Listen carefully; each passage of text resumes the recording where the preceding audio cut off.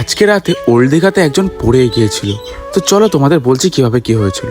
ঠিক সারাদিন ঘুমিয়ে থাকার পর সন্ধ্যাবেলা রুম থেকে বেরিয়ে গেলাম ওল্ড দীঘাতে। আর ওল্ড দীঘাতে এত ভিড় ছিল না ভাই, প্রচুর লোক, প্রচুর, মানে নিউ দীঘা যতটা লোক থাকে না তার চেয়ে বেশি লোক ছিল। তারপরে সমুদ্র ছিল প্রচুর উত্তাল, আর সেটা দেখার জন্য ঠিক সমুদ্রের ধারে অনেক লোকজন আনাগোনা ছিল আর তারা বসেছিল। তো সেরকম অনুযায়ী আমিও বসেছিলাম আমার বন্ধুদের সাথে। তো দেখতেই পাচ্ছ সমুদ্রের ঢেউগুলো ছিল অসাধারণ ভাই। আর এই সময়টা বসতে না একদম ভাই কি বল, সমুদ্রের হাওয়াটা ছিল খুবই দারুণ। আর রুমে যা গরম ছিল, মানে এসিতে থাকার পরেও প্রচুর গরম লাগছিল। তো এর জন্য আমরা সমুদ্রের ধারে এসে অনেকটা সময় ধরে বসেছিলাম। তারপরে একটুখানি পরে আমাদের হাতে চলে আসলো চা। তো সমুদ্রের ধারে বসে একটু চা খেয়ে নিচ্ছিলাম। তারপরে এদিকে এসে দেখি আমার সব ড্রিম বাইক, সুপার বাইকগুলো। প্রথমে আসছে গাইস জি ভ্যাগান। তো দেখতেই পাচ্ছ জি ভ্যাগানটা আস্তে আস্তে আরেকজন নিয়ে আসছে। তার পিছনে রয়েছে BMW। আর এইসব গাড়ি যখন ছোটোবেলায় ছিলাম তখন ভাবতাম যে আমরা কবে চড়বো, বাট এখন চোখের সামনে দেখেও আমরা চড়তে পারি না, কি তাই না?